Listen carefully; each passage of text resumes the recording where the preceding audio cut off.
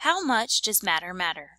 What exactly is matter, and how or why does it undergo change? Matter is anything that has mass and takes up space. It can exist in three states: solid, liquid, or gas. Matter has two chemical forms: elements, which contain all of the same atoms, and compounds, which contain more than one atom. Matter cannot be created or destroyed. This is the law of conservation of matter. For example, when water undergoes any form of physical change, it still remains H2O. Water as an ice cube is a solid, where the H2O molecules are close together. As H2O undergoes the physical changes from solid to liquid to a vapor, it remains H2O, with an increase in distance of the water molecules. When water experiences a chemical change, there is a change in the structure, but the components of the reaction still exist. Elements which have all the same atoms cannot be chemically broken down into simpler form.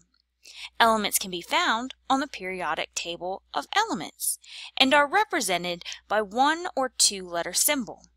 Take gold, for example. Gold is represented by Au on the periodic table.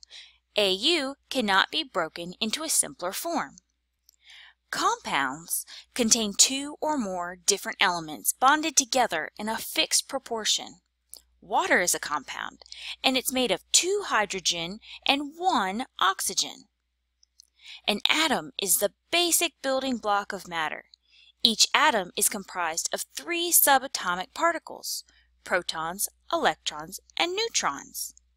Protons have a positive charge. Electrons have a negative charge. And neutrons have a neutral charge, or no charge at all.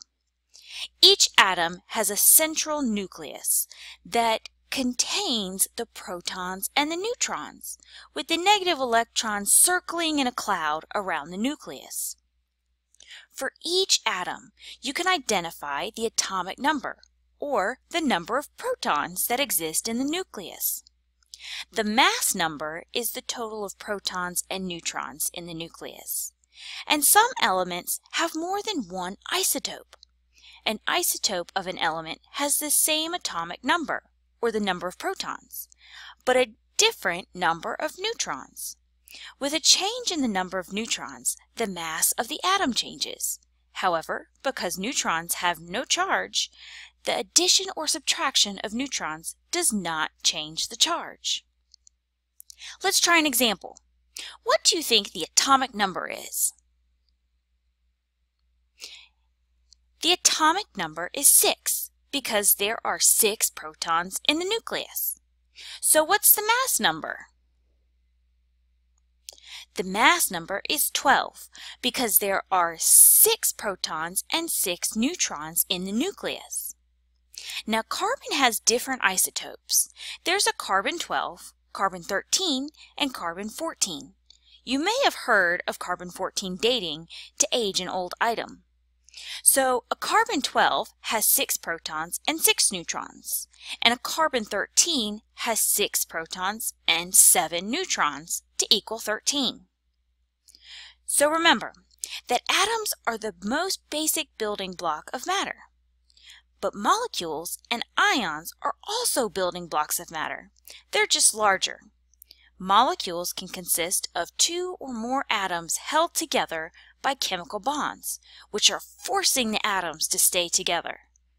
The 2 atoms of a molecule can either be the same atom or different atoms. Molecules can contain many atoms held together. For example, water is comprised of an oxygen and 2 hydrogen atoms held with hydrogen bonds. Ions are a group of atoms with a net charge that is either positive or negative. Ions obtain these different charges by gaining or losing an electron. For example, if there are 7 electrons and 7 protons in a nitrogen atom with no charge, that nitrogen then gains an electron. It means it now has 8 electrons and only 7 positive charges. This leaves the nitrogen with a net negative or 1- charge.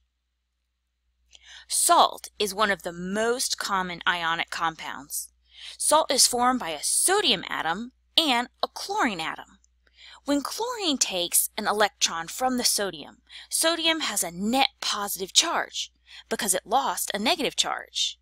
And the chlorine becomes chloride with a net negative charge because it has gained a negative electron. The force that holds them together is called an ionic bond. Similarly, pH indicates the concentration of hydrogen ions and hydroxide ions. When the hydrogen ions and hydroxide ions are at the same concentration, the substance has a neutral pH, or a pH of 7. Acids are substances that dissociate and release hydrogen ions, so they have a higher concentration of hydrogen ions, and acids have a pH less than 7. Bases are substances that dissociate and release hydroxide ions and have a very low concentration of hydrogen ions. But bases have a pH greater than 7. So here's the pH scale. It begins at 0 and ends at 14. The scale indicates the concentration of hydrogen ions. The concentration of hydrogen ions between each whole number change from 2 to 3 or 7 to 8 is a change in concentration by a factor of 10. So the pH of 5 is 100 times more acidic or has 100 times as many hydrogen ions as the less acidic pH of 7.